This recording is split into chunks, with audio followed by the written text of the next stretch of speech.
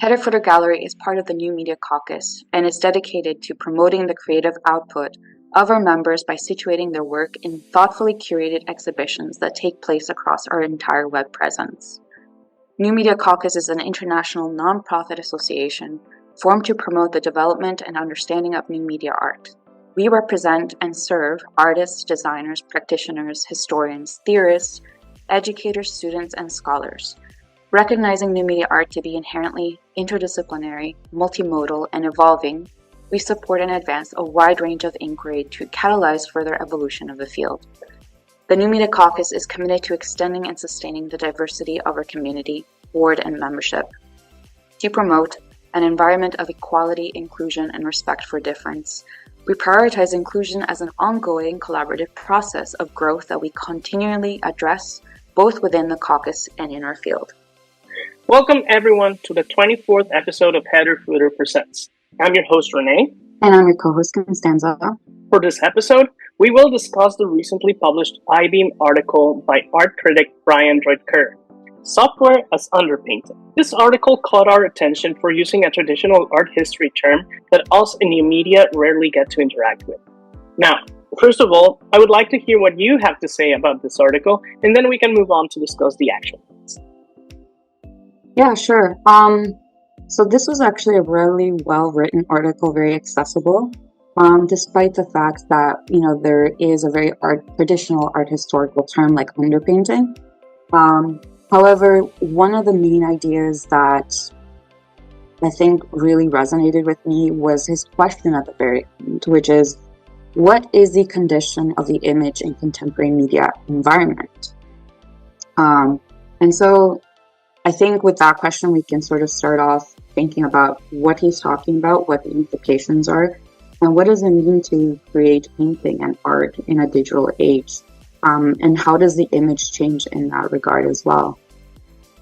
Yeah, definitely. So one of the things I noticed, first of all, is that he takes everything that's like what we call new media, and he includes things like illustration, digital photography, 3D modeling, things that traditionally we don't think of, or some of us may not think of as new media art. Some of us do. Because there's one constant in this field is that nothing is fixed. We have this idea that everything, and he starts by talking about digital illustration, for example, and how I think that's what gave him the idea of it being underpainted. Because, well, I think we have to explain what underpainting is in traditional art history, right? So, would you want to do that, or should I do that? Sure. I have a studio art background. An underpainting is when you sketch out, but also put the first layer of paint in a very sketchily way, and very watered down is what it usually is of paint. And usually it's done in a single tone that is going to help build the rest of the tones in an actual painting. So for example, you could have a blue tone that is very washed down, and that's sort of going to create this ghost-like appearance in the painting that is going to help you build on top of that as well.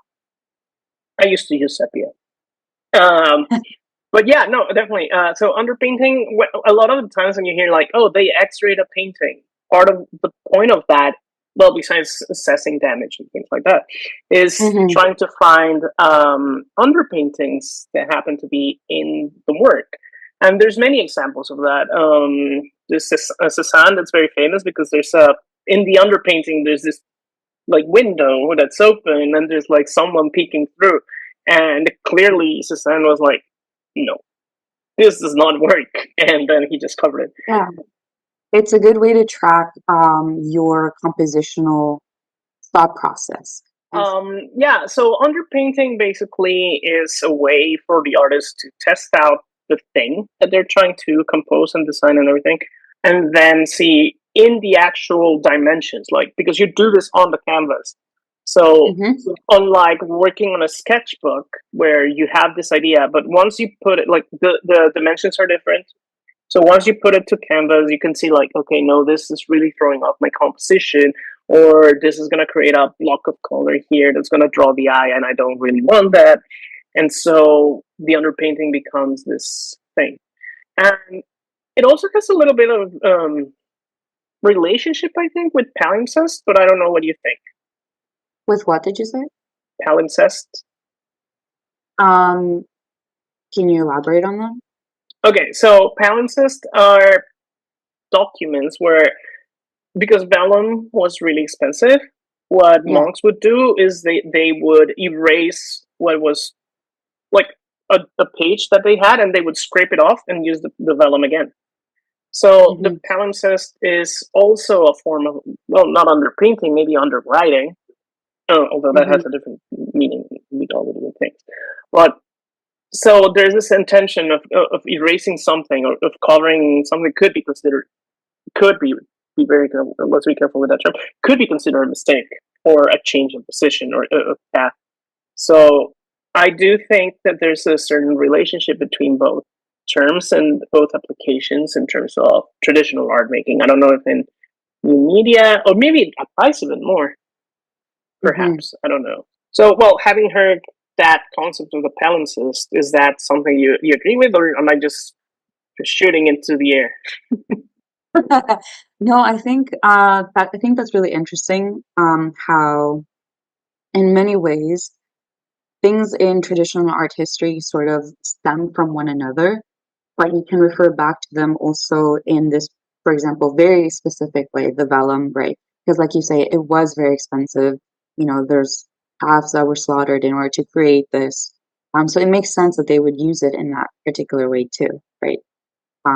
Economically, essentially. Yeah, I mean, we know even the Egyptians did it with papyrus. So Hmm. there's always been, especially in times before mechanical reproduction, there was a necessity to keep these things useful. So if you Hmm. didn't have a need for that document, if you didn't have a need for that canvas or anything else, you had this option of scraping it over. I certainly have made paintings where it was a painting at a time, and then I hated it, and I just painted over it and created a new Yeah, thing, which is not exactly an underpainting, but it's still a there's a relationship there, I think.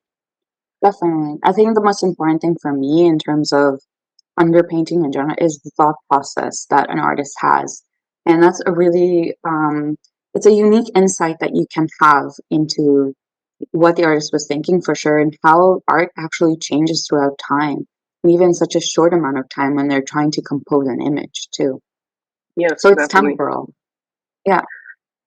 I don't know how familiar are you with digital illustration workflows. I've, I've tried it a little bit in the beginning, but what about it? So one of the things is that there is at some point a lack of, there is an underpainting because you do lay out your figure, and but one of the things I've noticed with artists, but not just in digital but also in physical, like people that do oil on canvas or even acrylics, is that they no longer do the coating. They don't lay a color coat at the bottom to unify everything. What I'm noticing a lot is people drawing an eye, for example, and Hmm. then growing from there, and that causes problems of representation that I've noticed a lot. And I think Yeah. Hmm. it's interesting how um, this guy is talking about the underpainting and how those methodologies are happening in digital painting, which do, like we said, like they happen, but I think to a degree that care is being lost. Well, yeah, you make a really good point. It is something that he says um in his paper. He says studio training gets subbed out for Mm-hmm. tutorials and painting becomes odorless and non-toxic, offering itself Yes. up as a swipe of the mouse. And when you were talking about the underpainting itself and what that might look like in software programs, I just immediately thought of when I was much younger, back in the day, and working in Photoshop, because it was like the big thing, right, for Yeah. digital artists at the time for a little bit. But also the concept of layering. And I don't know, yeah, you've worked on Photoshop too, but the Yeah. concept of layering too is something that tries to draw a parallel with traditional painting techniques. Um, but when you do it in software, there's a different sense, in my opinion, of mastery, right? Mm, You're now really focused on how the software works and also the limitations, the possibilities of it, yeah. which is a little bit different. There's also this concept, and especially when you talk about mastery, Hmm. in Photoshop and Procreate and all these things, one of the Yeah. things that you value most is something that's called non-destructive techniques. Okay. So basically, for example, when you see someone doing the highlights, like for example, this light that I have right here, in painting, in real life, you would have to find the color, lighten it up, and check your color theory and everything, and then you lay the white paint on top of your painting. In Hmm. Photoshop and Procreate, what you want to do is create a new layer that plays with this one, but if I don't like it, I just erase it. Yeah. And this is very similar to something that happens in photography. Um, Back in the day, when we still used film, one of the things is that, and students always hate it, but it's like we start working in black and white and we develop in the black room. And a lot of students don't get it. A lot of students, and also the professors are at fault because they don't explain why we do this. But Hmm. the thing is, I don't know if you know where I'm going with it. I haven't Um, had experience necessarily with photography, but go ahead. okay, Yeah. so basically, what happens is that when you take pictures in a camera that doesn't have a preview, you actually have to think about what you're doing Yeah. That makes because sense. it costs money. So you have 26 expositions, let's say, or what was 26? I can't remember. Anyways, let's say 26 photos.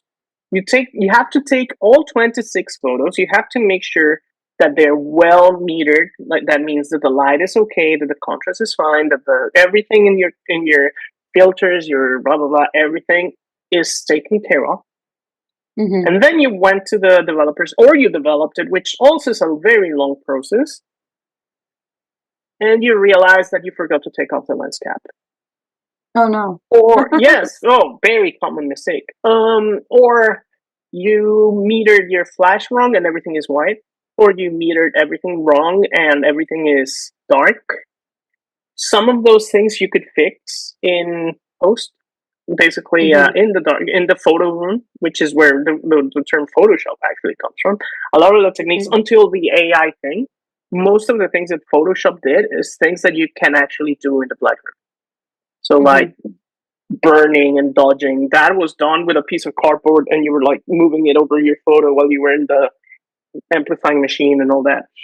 Um, the Actually, that's a amplifier, great sorry. example of thinking how software like Photoshop and among other ones, they have really made it more accessible, right? Yeah, he mentions that as well.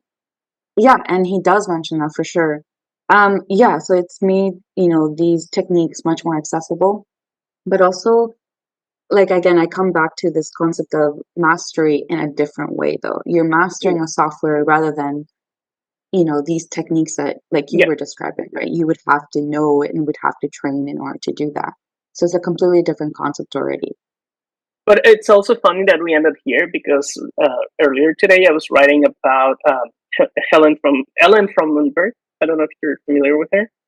Mm-hmm. Uh, and she considers herself a feminist photographer. Like Mm-hmm.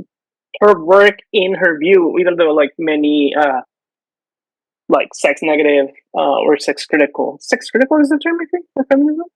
I can't remember. There's like two sides of feminism. One that believes that women have a right to express their sexuality fully, and Oh, then maybe there's sex the other one positive? that's like, sorry, No, maybe sex positive, or maybe that's yeah, there's something like sex else. positive and the opposite, which I can't remember the term for right now. Okay. But that thing. Yeah. So she is on the sex positive side of things, and one of the things that she said in this interview, talking about her book Fraulein, is she's German. Um, is that this worry with technique and mastery is a very masculine thing, and that Ah, she interesting. rejects it. It also has to do with how she became a photographer, because she was initially a circus attendant. Like Mm-hmm. she would jump out of like boxes and things like that in the Oh, circus. that's so wild. Yeah, yeah. Yeah, and then she went on to be a model. She was discovered in one of those circus performances, and she became a model for like 10 years. And one of her boyfriends apparently gave her a camera, and she actually shot one of the first shots of Claudia Schiffer when she was Mm-hmm. still like a Yeah, the new model, photographer, right. a model, sorry, and they became like intertwined in terms of their success. So she doesn't have a technical training. She doesn't have this. Well, I would argue that she does, but like she says that she doesn't have this mastery of the thing, that she never cared Mm-hmm. about mastering the photography. But I think that's something that someone that's like incredibly naturally gifted says a lot. I do hear Right, it from people who are not aware of how gifted they are at a thing. Not that it's a bad right. thing; it's just it becomes invisible to them.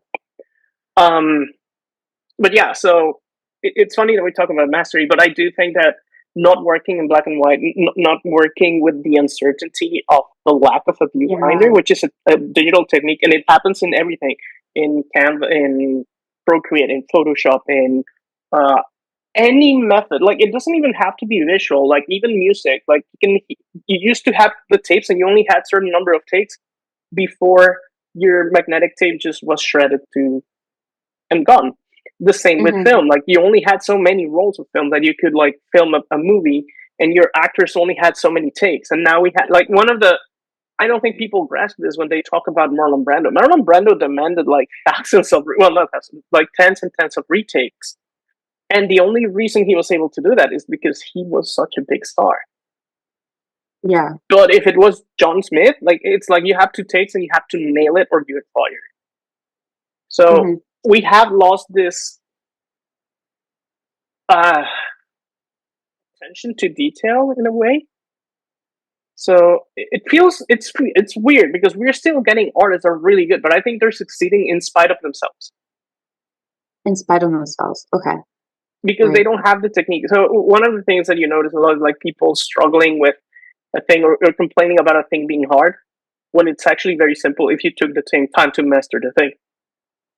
And you Right. see it also in tutorials, which is also a thing that he mentioned. Which is something he Um, mentions. Yeah. because I had a big fight on a YouTube discussion because this guy was like, I'm going to show you how to do this. And he just goes, click here, press this key, go here, move here, put the points here. Okay, sure. Now I can do that thing. But you didn't explain anything. So I cannot Yeah. extrapolate from that and do a new thing. And they're like, but I Definitely. just want to know this. Yeah, but you just know that thing. But now you're the bottom maker or the curved bowl thingy maker. Like there's no mastery, there's no understanding, and so they Maybe it waste so comes. many time tracking the Yeah. specific example that they want. Or maybe it has to do with not a micro to macrocosm situation, but it's like the lens from which they're looking at things, quite literally, in some cases, right? Yes. Unintended, um, is the difference in this way, right? So, for Mm-hmm. example, when you're thinking so minutely to the detail, you do not get a grasp necessarily of the things that are fundamental to the overall piece. The Whereas when forest you for the have trees. training, exactly, when you have training in studio or any type of musical training, etc., right? You have a Mm-hmm. better sense of how the overall picture actually is meant to Yeah. look. Again, another pun. But it's true. And for example, as a person who went from studio art to art history, it was so important. And it's a training that I'm never going to say was useless Yeah. because it has really helped me develop the skill even further of understanding how paintings work. Mm-hmm. In my case, because I did painting and sculpture and installation, right? But that has been so important in understanding artworks and how to analyze them afterwards too. So. So funny that you mentioned all that, because I'm gonna go into way back then right now and what I'm doing at work and how I'm a big hypocrite right now. So Oh no. I studied in I was actually trained in the atelier form. So there was this artist that my mom found when I was like 14, and he was like, he was teaching, painting for students because like that's what you do when you're an artist and you're starving, right? But after a while, he got a little bit more positioned and he got more commissions and everything, so he didn't need to have classes. So he stopped giving classes, but he probably saw something in me. And he was like, "Hey, I do need someone to prep the canvases, stretch the things, and in exchange, I'll teach you how to paint." So I actually had the experience of like a 16th, 17th century artist apprentice, which is a very rare thing. And I hope this guy is actually successful. Apparently, I ran into one of his students who recognized me. I don't even remember the guy. I'm so sorry about that. But he was like, "No, yeah, he's actually succeeding really well. He's doing like painting and all Oh, that." that's So I'm good. glad to hear that.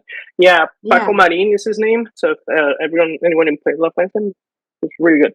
Anyhow, so I have that training. I had this studio formal training, and he studied at La Sorbonne. So he's a good artist, right? Yeah, he's a big deal. Yeah, Yeah, definitely. he graduated and he's a good artist, and he taught me in a way that I don't think many people get to study now, Yeah. or anybody. But anyhow, so now that actually helped me a lot to understand working curation and all that. Um, it really, and I do believe that every single curator, art historian, anyone that works with culture has to do the thing. It doesn't have mean to, you have to be good at it. Just do it so you understand how insanely difficult and complicated it is. Yeah, So for sure. yeah, so now we move to current day, Renee, and now I'm working on performance, right? Ooh, that's the whole bag of, Yes. So I've just yeah. been told that I have to do a performance myself. So It'll you can probably understand stay the body. within the halls of Kaite. I don't think it's gonna. God, I pronounce it like a German now. Kids. Um, so because they wanted to be like MIT, so they named their university Kaite. Hmm. KIT. Anyway, so now I have to do a performance, and I have no formal training on performance. Hmm. And one of the interesting things is that you keep reading as you develop as an art historian, and especially in the media, you keep reading people that like, oh, he had no idea what technologies were. Like he doesn't know how to code. He just came up with the idea and kind of like coded with someone, or just went on forums and learned how to code a little bit. Yeah, So there is also value in coming into a thing from outside and knowing nothing, because we have had those developments somehow in new media, right? of course. Yeah, And the newer the media, the more you have to work that way. So it's also ironic in a way. Um, definitely. Because new media is always like changing and accelerating in different ways. yeah, well, And you have to keep look, up with it. it's the Red Queen's race, right? Hmm. Hmm. You know that, right? But The hmm? Alice in Wonderland, the Red Queen race. Yeah, I've heard of So it. you have to Yeah, keep running in order to not fall off the race, but you're never right. moving. Just to stay where you are, you have to keep on running, and it's like this absurdist thing, but it's actually what happens in the media. Like you have to be constantly learning just to stay where you are, not even to get Yeah, to ahead. stay relevant and Yeah, understand what's going on for sure. Definitely. Because media becomes obsolete in many cases. yeah, So, and yeah, it's tricky for sure. exactly, and it creates a lot of problems. But anyhow, so now I'm in this position where I have to be coming in from totally the outside with no knowledge of performance. Like I have the theoretical knowledge of performance, but I don't have the actual understanding of it, I think. So I'm stuck between two things because I'm doing it to understand it better, but I don't understand it enough to be able to say I know how to do it. Unlike with painting, where I was Yeah, professionally, well, not professional, yeah, professionally trained. So yeah, yeah, it's there's a big mesh of concepts that I have there that I can't. So I think the best I could say is I see a value in both. You know what I mean? for sure. Hmm. But at the same time, I think that if I were to move further into, like, let's say I become a hit in uh, I would have to immerse myself in it much more than I am. Like, I understand, like, I'm learning a lot of, like, example, Valley export was always like, I knew that was significant and important, but I didn't realize how radical it was in terms of cinema. Like, it's not just Right. called cinema. Uh, what is it? Tap and touch cinema. It's not just called cinema just Mm-hmm. because it was a criticism of the gaze, the male gaze. It was a criticism of how the whole system around film worked. But I don't think it landed until I had to start thinking in performer terms, right? Right. Mm-hmm. Like this whole idea of active cinema and creating a new type of cinema that existed outside of the camera, which is contradictory, right? But Mm-hmm. conceptually, it makes sense now to me. But yeah, so I would have to become more like that person. Like eventually, you have to master it, even if you stumble into success at the beginning. Not that I am going to do that, but I'm saying like the people who actually stumbled that way, eventually they became masters of their craft. Mm-hmm. And I do think that we have to value that mastery and the learning and the self improvement. And if we stay with the YouTube biased learning, I don't think it's possible to do that. So that brings me back to the article, I think. Does Yeah. this mean, because he mentions how, for example, and I'll quote him here, he says, they return to painting historic foundations in order to make work that speaks to psychological and social effects of digital media's present. And I found that also very telling because, well, in various ways. On the one hand, it signals that we're going back to painting, back to the traditional arts, but we're employing different tools in order to achieve a very specific aesthetic. But that also becomes a commentary, a social commentary on the techno-social or socio-technological environment that we live today. Yeah. So what sometimes my question, for example, you see this in other artists that create AI generated works, but they look Oh, like yeah. paintings, abstract paintings, you know? Mm-hmm. So sometimes, it's very easy to just say, and disregard it just because, for example, and this has happened to me in the past, I say, so they're repeating or, the same traditional aesthetic, but using different tools. So it might not be worth it. But maybe we have to, and this is what the paper actually made me do, is reconsider, well, we're living in a very different time period with Yeah. so much technology, culturally, etc. So maybe we do have to think about the value of these tools, not that they aren't, Oh, of you course. know, Yeah. right? So maybe we can't, we need to stop thinking in terms of the past for sure. And this idea of mastery has also changed. So there's two things to this article, I think, what we're talking about too. Yeah. I don't know what your thoughts on that are. Well, to begin with, I don't know how much Brian's the author. Yeah, He is a new media person, and how much he is a more traditional brush that and would be a good canvas thing, question. Yes, right? yes, yes. Like that is a question that I should have checked. I don't know if he comes from the brush people or the keyboard people. Let's call them that. If he's coming from the brush people, it's a really fresh take on new media that I don't think we've seen. And if it comes from the keyboard people, it's like a really different like approach than most people I've known or read have taken in terms of Yeah. reconsidering digital media, well, digital tools. And that's the other thing. Like we have a big confusion on what media is, and I blame Levmanovich for that. But so because in theory, the computer, we should see it as a media in the same way that we look at a brush as media Mm-hmm. or canvas or oil, like the things on which you use to put your artistic vision into existence. Mm-hmm. But because of mass media, which is a completely different thing, I think that we've made the Yeah. mistake of mashing it together and assuming Yeah. that anything done with with a computer becomes mass media and is a media itself. And Yeah. it's created a No, I lot agree with of discussion that I don't think is productive. But so we you. have to be like, this person, Brian, is taking this approach from looking at new media, the software itself as media in the traditional painterly. No, I don't think that's a term.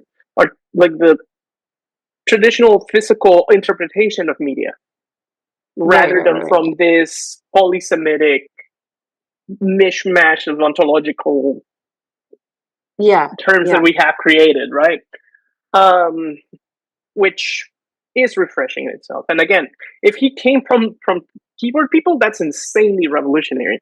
If it came from painting, it's really good to bring that back into our field, which I think we have to do more. We've stopped talking about the artworks themselves, and it's a really funny thing. Like every new media book you read, like there's no, and we were talking about this casually the other day. Like, there's no actual description of artworks in new media text.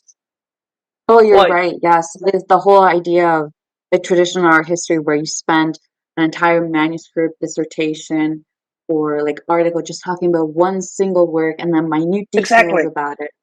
Yeah. exactly. We lack a lot of that, and I think it's to the detriment of ourselves. And I think it's also part of why we're not taken serious by the greater group. I think we're in a situation very similar to the discussion that was happening with video games in 2010, Okay. Which was? where we have to continually justify our existence. Consensus. Yeah. No, it's Linda Nochlund's work and paper on why there have been no great women artists. Yeah, Just exactly. yes. So just like we have that question, we also have the why are there no. We had in the, and actually, what's his name?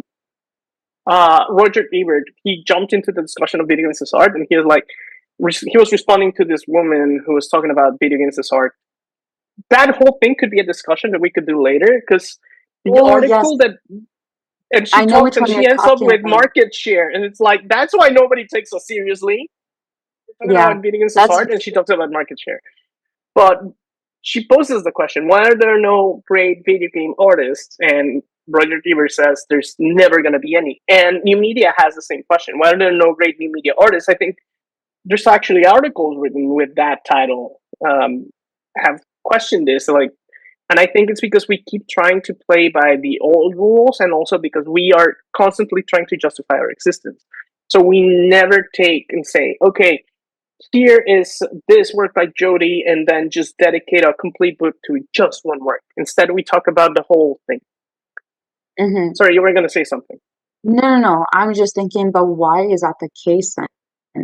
Something must have changed about new media that is not, and there are various things. There is something that has created this shift in terms of how we approach art history from the point of view of just talking about one work and maybe talking about the like the technical aspects of it in terms of like traditional art making. But also I know I don't know if I agree with you in the sense that we still need to do that. I Oh, we think there don't. is value. Okay, good. Yeah, no, because I think there is value in moving beyond that to think about the Oh, of greater course. ecosystem of not just one particular work, but how it relates to everything, the social, the cultural, the technological aspects of it, that these particular analyses that are very traditional in art history just didn't necessarily have. And Yeah. again, that brings me back to what he's talking about. And because I think, so a couple of things. I think because we live in a world that is super connected in various ways, interconnected, I should say, um, we come from a different lens and perspective now. And Mm. that's why, you know what I mean? And then making artworks leads me to thinking about post-internet art too. I was going to ask if And you were leading me to that. of course I was. Of course I was. Well, yeah, and thinking about post-internet art and just Yeah. thinking of creating works not after the internet, necessarily, but within the internet sphere right now, and how even art making has changed because of that. Yeah, that and other definitely. media works. Media, I should say.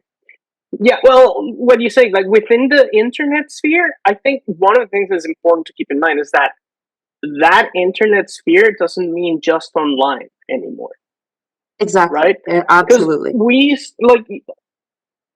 like teenagers now speak. I'm old. Teenagers speak like with these words like skibbity, right? Hmm. You know where that came from, right? Isn't that from a song? The A Scatman or something? face. No, it's a Oh toilet wow. with a face, and it's like a machinima Wow. actually. That was It's way done off. in I think Gary that on Gary's song. mod. Okay, It's yeah. No, skibbity I was toilet. thinking of a really tricky song. Oh yeah, no, but I mean probably it's associated with it, but it's like skibbity or like phantom tax and all these things. And Hmm. they're getting it from the internet. So and they pull it out of the internet. Like we did it, but not that Yes. much. Like our generation, we never really said ruffle now in life, in real life, unless you were being like ironic. Yes. Ironic. Yeah. Day to day communication, like they say like this is skibbity or this the phantom text or whatever. I'm so old.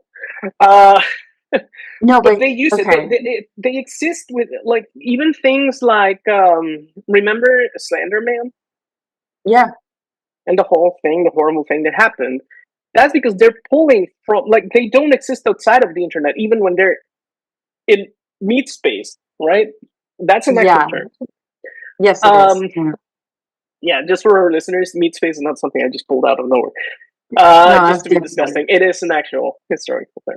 But yeah, so they exist within the internet, within this space, like you were saying, and I think it's important to make that little bit of distinction that it is everything, right? Yes, and I just want to, so this is kind of cheesy, but it's so relevant to what we've been talking. So I watch a lot of cooking shows, and one in particular called MasterChef. They are doing a generations competition. Don't laugh, but they have the baby boomers, they have the Gen X, the millennials, and they have the Gen Zs. But what's so ironic, not even ironic, but hilarious, and also speaks to what we're talking about right now, is that the Gen Zs, whatever, when they're The Zoomers, creating the Zoomers, yes, I yeah, think. when they're creating their dishes though, and the judges have figured this out, they're making it for Instagram and how they would appear on Instagram. No longer like the technique is something that they lack, Mm-hmm. because they do everything in a specific timeline, not timeline, sorry, time span, so that it can get uploaded on Instagram, On for that TikTok, little bit, like, or the Instagram. TikTok, No, TikTok, TikTok. the Instagram TikTok, for yes, or the millennials. Reels or whatever. But it's true though. So they Yeah, not no, only no, do no. they lack the skill in many cases, in some cases, but in other times they're making it aesthetic as they would appear on a TikTok or in social Don't get media. me on aesthetic. I know, but The that's how complete they refer. misunderstanding of the term aesthetic is brutal, and it Yeah, annoys but me that to could no be end. like a different podcast episode for Just sure. and you're gonna hate me right now, but even vibes makes more sense. Hmm. Vibes is just a replacement for the word aura. Oh, yeah. Well, I mean, that's another thing too. Walter Benjamin and his gosh darn aura, right?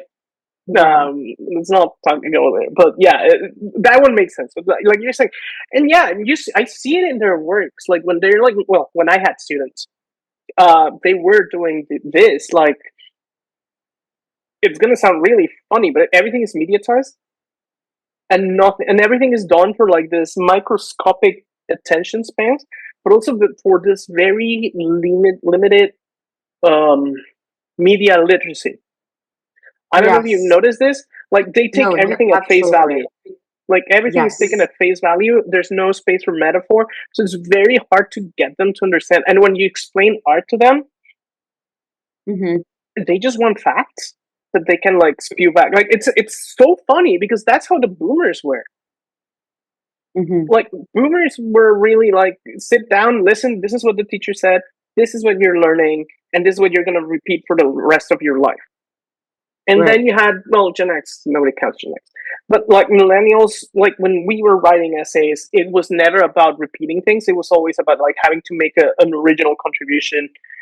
Late, early Gen Zs were the same, but like the later Gen Z, the younger ones, uh, and the Gen Alpha, I'm noticing a lot of this lack of depth, and I'm concerned how that's Definitely. gonna work with combining all these things. Like the softwares are becoming so simplified at the same It's not time as only they're that, powerful. yeah, it's become simplified, but also part of the sociocultural makeup of how we Mhm. understand.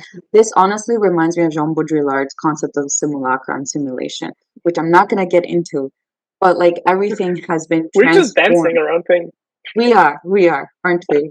But these are like little teasers that we're going to say for a different episode. Yes, Um, but it's so true, everything that media has definitely mediated and changed and transformed, I would say, everything the is way that mediated.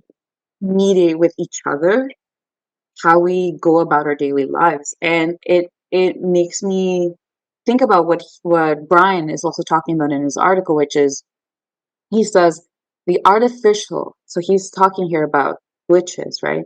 The artificial modeling of glitches in art often functions as a metaphor for the discrepancy between the real and the ideal, and points to technology's role in revealing these gaps. So glitches are, on the first hand, like a sign or a signal to signify technology's failure or machine's failure or the inability to execute a specific function. But what happens when you simulate? And now we come back to the A issue of glitch. simulation, the glitch, right? Oh, And this is this you such a can fun see part. in, I know, but you can see this in a lot of art of these days, right? There is a simulation of the glitch, among other things too. Uh, Go but the ahead. thing is, it's ironic because okay, so I've actually taught an new media art making class, Yeah. and it was like literally what I wanted is to show them the tools, push them into the pool, and let them drown on purpose, and see who Wow. swims out.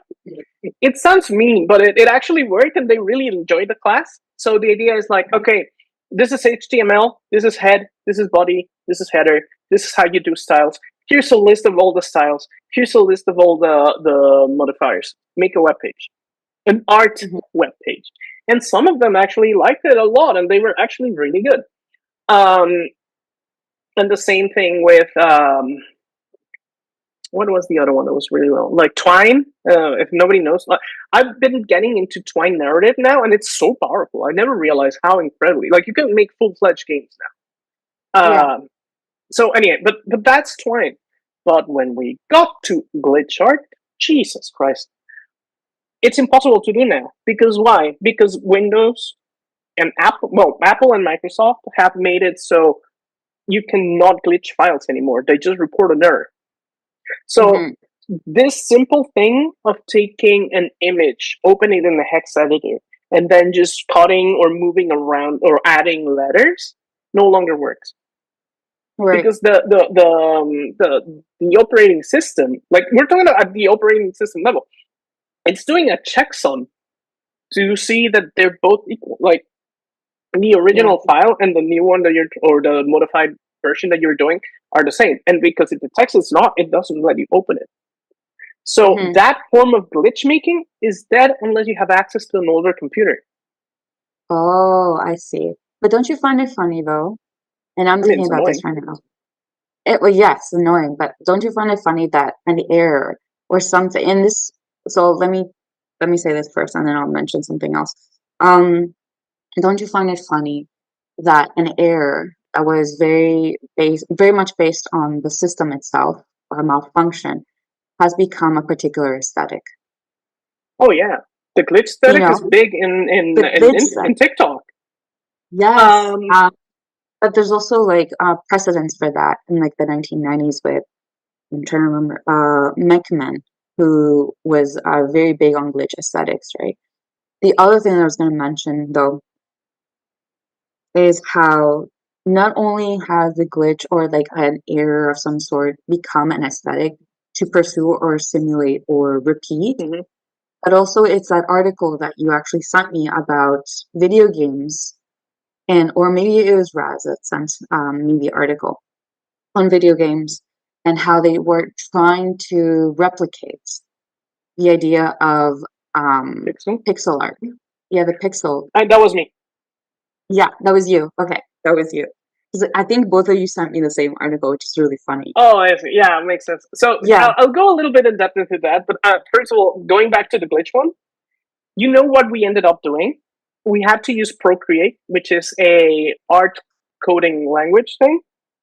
And Hmm. literally what you're doing is telling it shift the colors by this random, move it this way. So we're coding the behavior of the bug, Yeah, yeah. which is still better than just applying a filter, Yes, I agree. which is Yes. a thing I've noticed a lot. Like right now, mini boomers, sorry, Gen C in alpha are enamored with scan lines, Huh?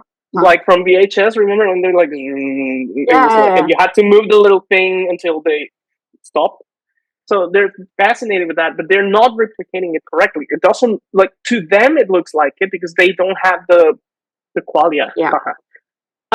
But for us, it's fake. Then we go to the other thing I was going to talk about, Pixel. the pixel art thing. So a lot of people, when they imagine pixel art, they imagine very crisp pixels, Exactly. square pixels, very chunky sometimes, and very, very well defined colors. And one of the things is that pixel art back in the day uh, used CRTs, and CRTs didn't render every single line. And that's something that they don't get. Not Yeah. only that, the pixels literally glowed. Yeah, yeah, yeah, yeah. So what happens is that when you put a pixel art picture that was made on for a CRT, the CRT glitches because it's literally errors and mistakes in the rendering process. Smoothed out the pixels and they gave them depth, so they look Hmm. more less pixelated than they actually were. Yeah. Then so that's the problem. Like people now, especially because most of the guys that are playing retro games now, they weren't born when those CRTs were a thing. Hmm. So Hmm. they don't know, they don't have first hand experience in what pixel looked like. So when they're making games, when they're making things, they're making with how old pixel art game look on LCDs. Yes, yes, And yes. that's a You're right. I whole was mess. just So it's remembering created a that. fake nostalgia. But Fake this goes nostalgia. deeper.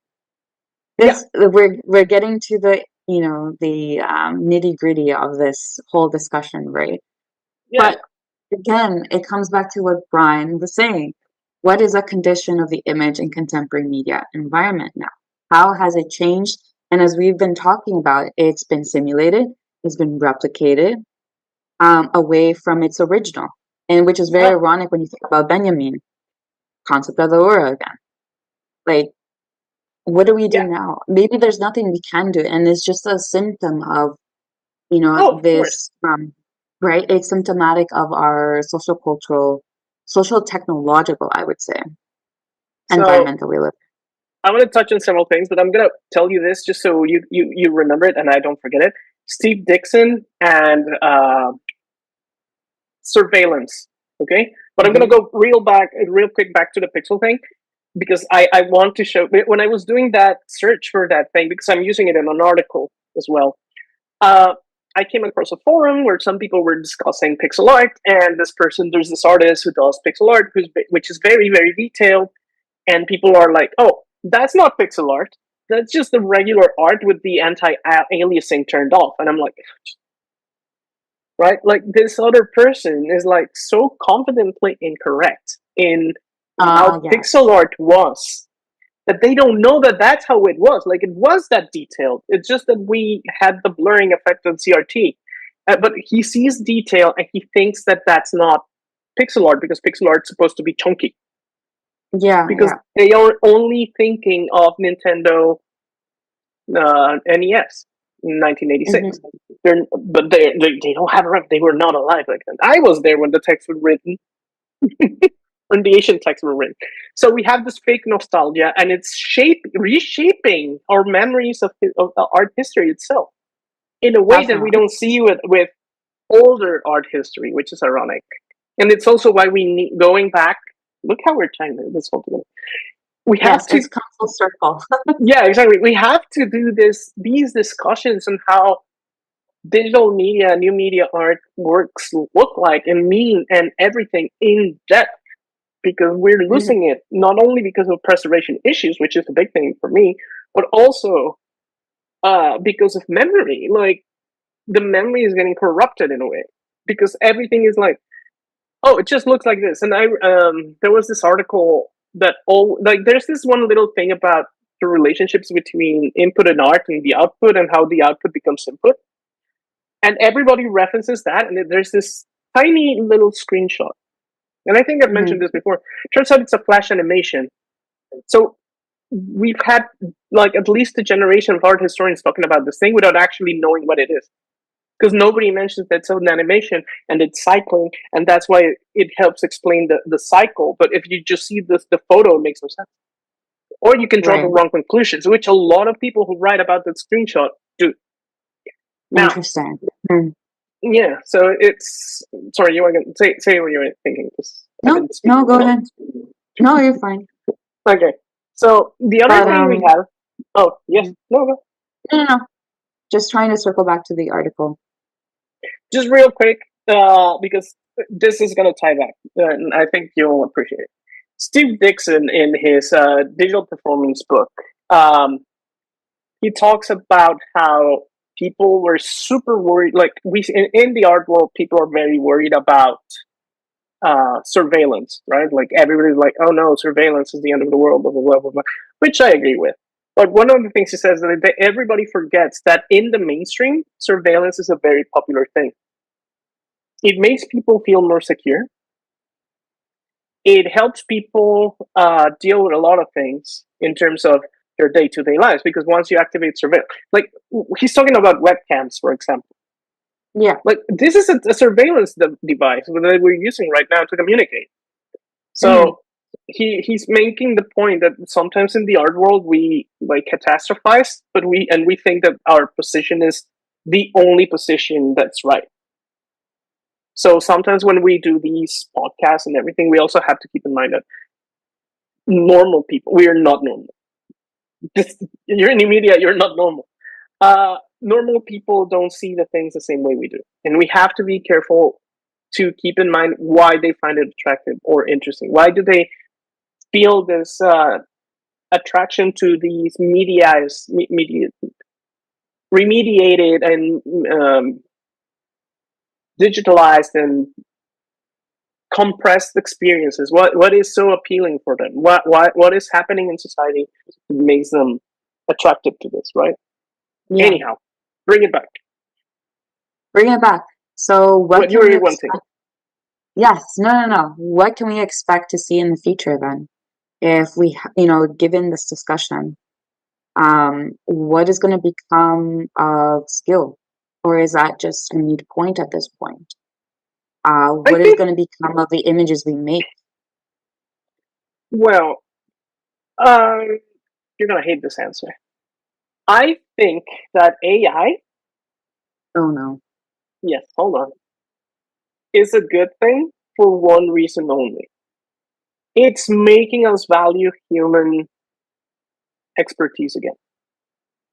Skill, At least at craft. the artist level, not at the I mean, the executives and the business people. They actually want to erase us from things. But artists are starting to realize that what separates them from something like easily replaceable is craft and originality. So AI is forcing people to reevaluate as an artist what makes them unique, what makes them valid. I don't want to.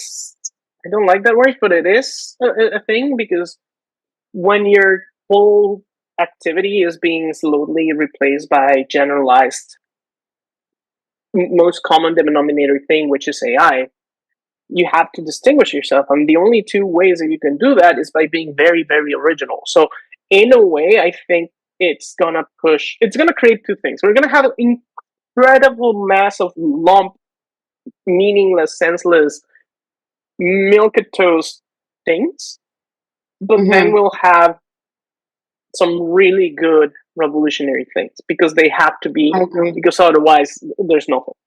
And I think it's also going to weed out a lot of the pretensions in the field. I agree. Yes, I believe that too. But that's my take. I don't know. Yeah, no. I've experienced a lot of discussions with my own students about what is left of craft, what is left of skill, right, and technique amidst all this AI, discussion. And it's nice to see that there is a return for that. And this is something that has happened throughout history. In the industrial age, it happened. You had I'm trying to remember their name. William Morris was part of it. The person you really like. The arts and crafts movement. William Morris, yeah. Yes, the arts and crafts. See, the Yes, arts and yes. crafts movement happened. But yeah, so I think we're starting to see, this repetition again. And I'm curious to know and observe and analyze as art historians do, Yeah. what's going to happen in the future.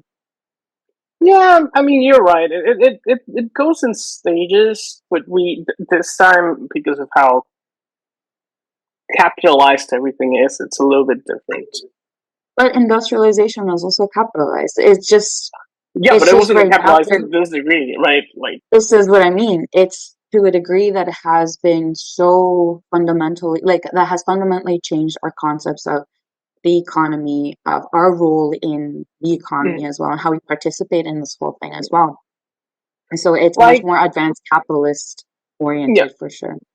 So one of the things I'm noticing is going to this. I can't speak about in music, and even in the art world, I don't think I feel comfortable saying it. But in animation, for example, that's become so standardized. You're still seeing like these really great, fantastic things like Spider-Man Into the Multiverse. The sequel is not as good. Or what was the other one? The new Teenage Mutant Ninja Turtles Mutant Mayhem thing, which are exploring new ways of making 3D film that doesn't look like 3D film, but actually goes back to painterly techniques. Yeah, for sure. And that's because people were tired, like creators, artists were tired of the homogenized look of Pixar and DreamWorks. And even DreamWorks was like an FU to Pixar. It still played with some of the rules. Whereas, have you seen Nimona? Yeah. Like Nimona, its representation is fantastic. It's a punk thing. It's a queer thing. It was written by queer authors. It was written by, animated by a queer studio. It was supposed to be a Disney film, but they got turned down because it was so gay. That's their quote. And it eventually became like Netflix's most popular film, and it's a fantastic film. And it's because of this homogenization, of this corporatization of media. Yes, absolutely. So we go back to that thing of mastering craft. They are masters. If you look at Arcane, for example, right? At the same time, we have a population that has lost so much literacy in all the manners possible. Yes, I absolutely agree with that. People who judge an author for what the villain does and says, when the point is that it's a villain. You have people who judge, and I'm not talking like, what's her name? The Harry Potter woman. That one, she's completely insane. But I'm talking about people who are like, oh, well, he must support this if his characters are doing this. It's like, no, the characters are supposed to be, in quotations, individual beings. Like, it doesn't mean that the author believes this. It's that it's necessary for the narrative to have a conflict. You see this also a lot in discussions where, like, you have this comedy show, like someone's doing something completely stupid, and someone's always like, why didn't they do this? And it's like, because then it wouldn't be a TV show, right? So you see this reduction of literacy in also the surface readings of everything. Everything is taken at surface level. Everything is analyzed. Well, it's not even analyzed. And God help me, spoiler culture. Spoiler No, culture but yeah. destroyed criticism in everything: movies, music, and art. I don't know if you Mhm. agree with that. Yeah, no, what I was actually going to mention is Oh yeah, go this ahead. idea of, yeah, about AI and Gemini in particular, how when you go onto Google search, the first result is now an AI generated regurgitation Oh, of all the data and yeah, information that you can find online, which is it's scary, it's problematic, and it has various implications about it too. So just of to go back course. to what you were saying for sure. Yeah, yeah, no, And but everything that is just contributes to that parsed through. illiteracy. Exactly. Everything is parsed through software or technology, mediated by that. And so this is how we now interact with everyone too, through Yeah, mediated ideas and, of technology. and like there's some uses for AI. For example, if we go to the most literal interpretation of software as underpainting, Yes. one of the best things that you can do as an artist that wants to work with AI is use it as an underpainting. Translation: okay, ask it for a pose. Render a woman in a superhero pose where she's doing this. And then you take that and you do your own designs and your own work on top of that, Yeah. literally as an underpainting. But it cuts a lot of the time of finding the references, because unless you have a model that you can pose, or you buy one of Yes. the, or you have to find like a poster software, and then you have to be very good at posting the things. Whereas with AI, you can tell it, I want a pose where this woman is raising her arm, holding a sword and a shield on the other one, and she's crouching. Boom, there it is. And then I'm not going to use its representation of the person. What I'm going to do is I'm going to use that as my guidelines. And that's a way that you can use it. You can use it also in text writing, not as a creative tool, but as a, hey, check my grammar. Hmm. Um, as a second language, English as a second language person, um, sometimes the sentences I use come out a little bit alien. Yeah. And one of the best ways is like, hey, this doesn't sound right. Can you fix the sentence? And it fixes it Hmm. because it uses like the most normal phrasing, which is good when you're trying to express yourself. Like, obviously, it's not going to be good for poetry. It's not going to be good for like if you're writing a novel. But if you're doing something like we do, where it's like descriptive language and things like that, it actually helps. It does cut things. And as a translator for exhibitions, which is something I do, I've noticed that AI translation is not good. It doesn't understand context. So, because a lot of people are like, oh no, translators are going to go. If you do that, you're going to end up like all those Chinese restaurant menus that are like on memes, where it Yeah. says like trash dog, pink panda, and it's something Yeah. completely weird because it takes the first interpretation of the symbol, not because anything racist. So, But I the same think, thing happens. but I There's think the ways. important thing is use it as a tool for your Mm-hmm. advantage, not as a crutch, and don't let it become Yeah. Well, and that's a touchy phrasing you use, because the crutch also is a tool to help you walk. no, but More it like a also substitute. a substitute, sure. Yeah. Sorry. No, that's uh, fine. yeah. I mean, I don't. I never like that. Oh, it's a crutch. Well, yeah, crutch is useful because you can't walk. Because as someone that used crutches for a whole year, trust me, you need the crutch. Yeah. Uh, Hmm. so yeah, no, you're right. It should be something. It's not a substitute for talent. It should never be used as a substitute for talent. Unfortunately, people want to make it that. Like the whole idea of AI should be that I should not have to spend countless hours doing menial work like forms and analysis of things that are very like data inputting or things like that. So I could do Yeah. creative things. But what we ended Hmm. up is with AI doing creative things, so I have more time to spend on menial tasks, Hmm. which is the complete inversion of what it should have been. But again, when you have the tech bros and their very twisted interpretation of what progress is. You've seen that meme? Yeah, don't let me get started on that. There's a whole other podcast for that too. Yeah, have you seen that meme where there's like this tech bro who says we finally managed to create the death vortex from don't build the death vortex? Oh really? Oh my gosh. Yeah, it's a joke. It's like they're saying like, oh, we recreated this thing from this famous sci-fi novel that the sci-fi novel says is a terrible thing, but we actually made it happen. Of course, yeah. Which is, I mean, it's either that or reinventing buses. That's the only thing tech bros do. Yeah, exactly. Literally reinventing the wheel. Yeah. Well, I think I've said my feel. Yeah, this was great. An excellent article. I think everyone should give it a read. You can go to iBeam. I think it's ibeam.com, and you can search the tech. Or I can put it in the description. Yep, that too. I'll put it in the description so you don't have to. Yeah, take a read and let us know what you think about it. Yeah. Also, don't forget to like and subscribe. And before we go, I forgot something.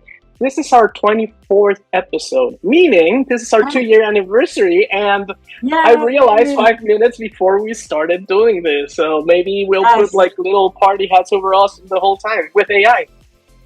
Yes, for sure. Something. Maybe we'll just have like confetti or something. Actually, we can do that. We have the reactions here. Let's do the little horn thing. Let's do. Yeah, there we go. That's the one. So, perfect. 2 years of doing this. I want to thank everyone that supported us. I want to thank, in particular, Jesse and now Nick, who are the president. Well, Jesse was, and now Nick is the new president at New Media Caucus for giving us their support.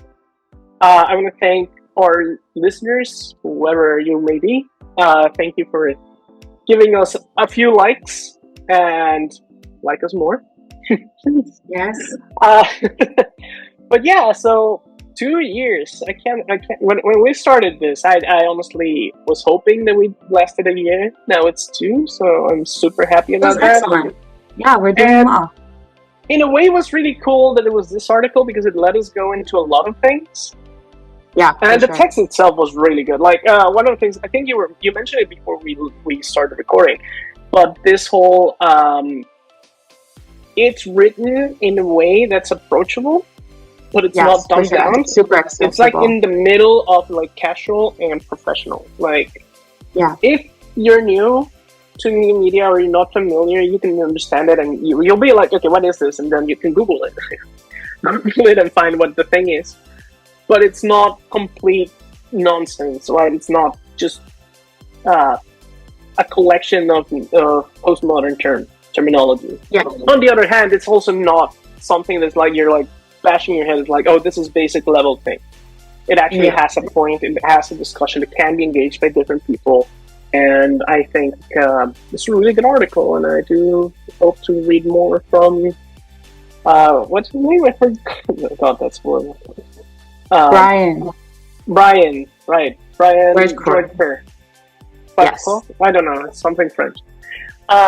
You're the one that takes French. And yeah.